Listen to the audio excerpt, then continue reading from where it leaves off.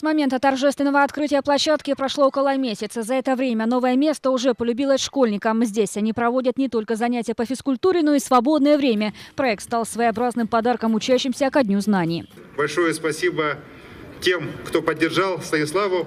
Большое спасибо Сивцеву, депутату Якутской городской думы, который лично вложился в это дело.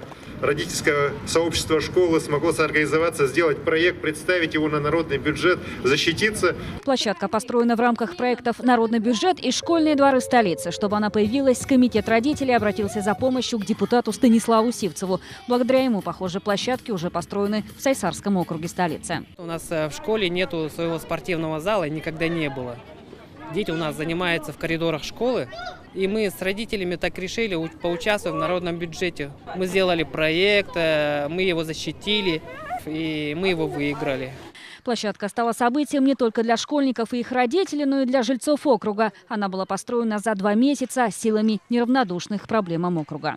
Первые шаги от администрации уже пошли. Я считаю, что эти шаги пойдут совместные на развитие как города, так и общества и предпринимательской деятельности, чтобы мы могли вместе с участием города развивать и строительство школ, больниц и так далее.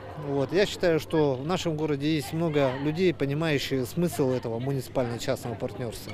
1200 квадратных метров вместили в себя крепкие тренажеры, спортивное поле и безопасное покрытие. Все для того, чтобы сделать спортивную жизнь детей и их родителей ярче. Построенная по всем стандартам и требованиям, многофункциональная спортивная площадка может стать хорошей платформой для подготовки спортсменов и новых рекордов. Анна Ерыгина, Максим Бурцев, Вести Якутск.